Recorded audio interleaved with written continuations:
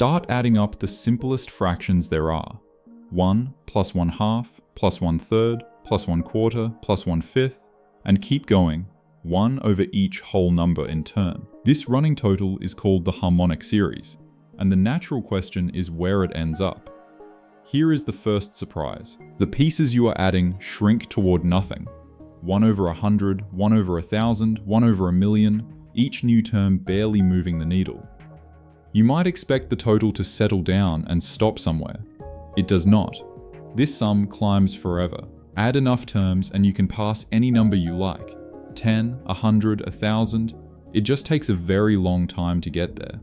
But it climbs slowly and it slows down as it goes. To get the total past 10, you need more than 12,000 terms. To pass 20, you need hundreds of millions. To reach 100, the number of terms is so large it would take longer than the age of the universe to add them one by one. The growth never stops, yet it drags. And that pace, that particular unhurried crawl, is the whole story here. Because there is a smooth, familiar curve that crawls upward at exactly the same lazy pace, and the harmonic series spends its entire life shadowing it. As you add more terms, the total keeps closing the distance to that curve, then holds a steady step behind it, matching it stride for stride out to infinity. The two of them rise together, side by side, never quite touching. So the question we are really chasing is simple to state. How far apart do these two things stay? Let me show you the harmonic series as a picture instead of a list. For each whole number, draw a rectangle 1 unit wide and as tall as that term.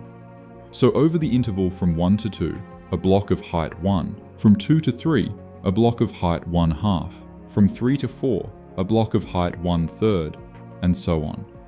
Line them up and they make a staircase, marching to the right, each step a little shorter than the last. The total area of all those steps is exactly the harmonic sum. Now lay a smooth curve over that staircase, the curve 1 over x. It sweeps down from the upper left, high near the start, then flattening out as it stretches to the right, hugging the axis but never reaching it. And the area underneath that curve, from 1 out to some point, is a quantity you have met before. It is the natural logarithm. The area under 1 over x, from 1 to n, is the natural log of n. So the smooth curve is the logarithm, and the staircase is the harmonic sum. Look at how they sit together. Each step of the staircase starts at its left edge at the full height of the curve there, then holds flat while the curve keeps sliding down beneath it. So every single step pokes up above the curve. The staircase always sits a little higher than the smooth area. The harmonic sum always overshoots the logarithm. That overshoot is the gap, and now we can watch what it does. Take the harmonic sum out to some number of terms, then subtract the natural logarithm of that same number. You are measuring exactly how much the staircase beats the curve. Do it and something quietly remarkable happens. The difference does not blow up, and it does not fade away. It settles. Watch the numbers. Out to 10 terms, the harmonic sum beats the logarithm by about 0.626. Out to 100 terms, the lead is 0.582. Out to 1,000, 0.5772. Out to 10,000, still 0.5772, now pinned down to more decimal places. The gap is not drifting off to infinity like the sum itself, and it is not collapsing to zero. It is homing in on one fixed value. Two things that both run away to infinity, the endless sum and the endless logarithm, differ by a perfectly finite amount that never changes. The staircase and the curve both climb without limit, forever, and yet the space between them locks onto a single number and stays there. That number is what we came here for, and to enough decimal places to matter, it begins 0.5772156. That fixed gap between the harmonic series and the logarithm has a name and a value. It is called the Euler-Mascheroni constant, and it starts 0.57721566649, going on without any pattern anyone has ever found. It gets written with the Greek letter gamma. The story behind the name is short. Leonhard Euler found this constant back around 1734, while he was studying exactly this kind of sum, and he worked out the first several digits by hand. Then in 1790, an Italian mathematician named Lorenzo Mascheroni pushed the calculation much further, computing many more digits, and the constant ended up carrying both their names. The Greek letter came into standard use later, so this is a genuine mathematical constant, sitting right next to pi and e in importance, and it falls straight out of the most basic sum in all of mathematics. You do not need anything exotic to meet it. Just add up 1 over 1, 1 over 2, 1 over 3 forever, and compare against the logarithm, and there it is, 0.577 and the rest. There is a cleaner way to see what gamma really is, and it turns the constant into a shape you can picture. Go back to the staircase sitting over the curve. Every step pokes up above the curve by a little sliver, a thin overshoot region between the flat top of the step and the curve dipping below it. Gamma is the total area of all those slivers, every last one of them, added up forever. Measure the first sliver, the one sitting over the interval from 1 to 2. Its area works out to 1 minus the natural log of 2, which is about 0.307. That single sliver already accounts for more than half of gamma. The next sliver, over 2 to 3, has area about 0.095.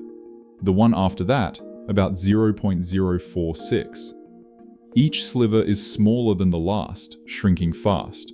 Add them all together, slivers over 1 to 2, 2 to 3, 3 to 4, and onward without end, and the running total climbs and closes in on 0.5772156. That is gamma. So the constant is not some abstract limit you have to squint at. It is a concrete area, the total overshoot of the harmonic staircase above the logarithm curve, gathered from here to infinity. And this is why the gap settles instead of running away. Each new step of the staircase adds one more sliver, but the slivers shrink so fast that their total stays finite, even though there are infinitely many of them. The harmonic sum and the logarithm both march off to infinity, but the pile of overshoots between them adds up to a bounded amount. That bounded amount is exactly 0.577 and the rest, and it is the same whether you sum the gap directly or stack the slivers one by one. If gamma only appeared in this one sum, it would be a curiosity. But it does not stay put.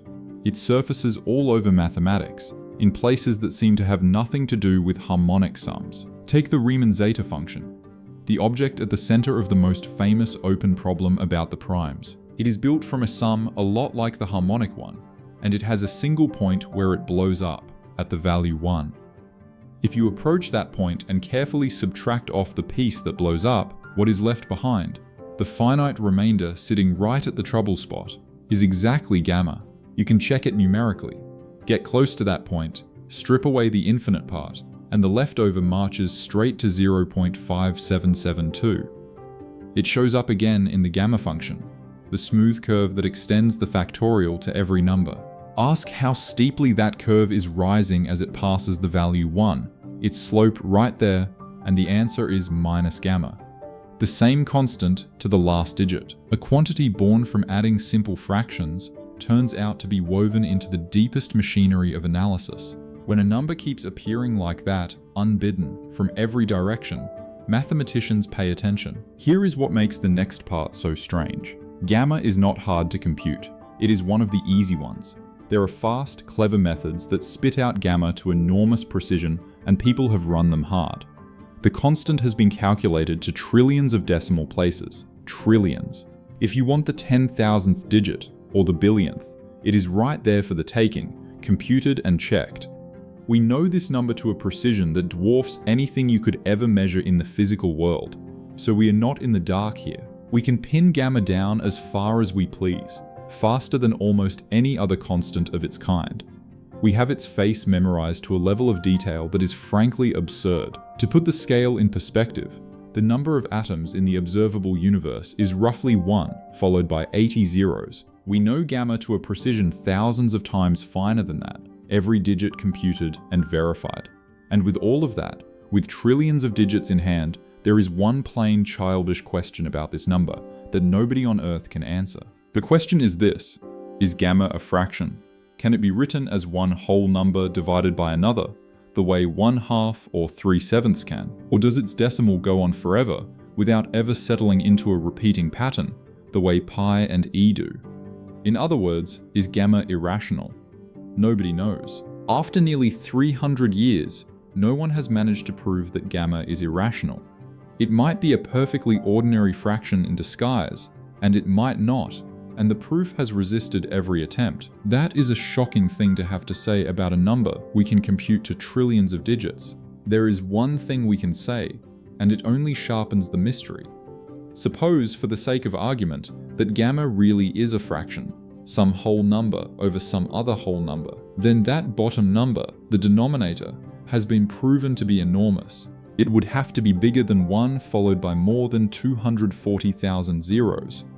A fraction with a denominator that colossal is, for all practical purposes, indistinguishable from a number that is not a fraction at all. Almost everyone reads this as strong evidence that gamma is irrational. But evidence is not proof, and the proof simply does not exist. Step back and take in how odd this is. Two of gamma's famous neighbors were tamed long ago. The number e was shown to be irrational by Euler, and then proven transcendental, a much stronger statement, by Charles Hermite in 1873. The number pi was proven transcendental by Ferdinand von Lindemann in 1882, which finally settled the ancient problem of squaring the circle. Both of those constants live in difficult, elaborate corners of mathematics, and both were conquered more than a century ago. Gamma does not live in a difficult corner. It falls out of the very first sum a student ever adds up, 1 plus 1/2 plus 1/3. It is the gap between that sum and the logarithm, a gap you can draw as a stack of little slivers on a page. And that plain, homely constant, sitting in the most public place in all of mathematics, still refuses to tell us the simplest thing about itself. We have trillions of its digits. We have proofs that it appears in the zeta function and the gamma function and a dozen places besides. What we do not have, 3 centuries in, is an answer to the question a child could ask. Is this number a fraction, yes or no? Gamma is not saying,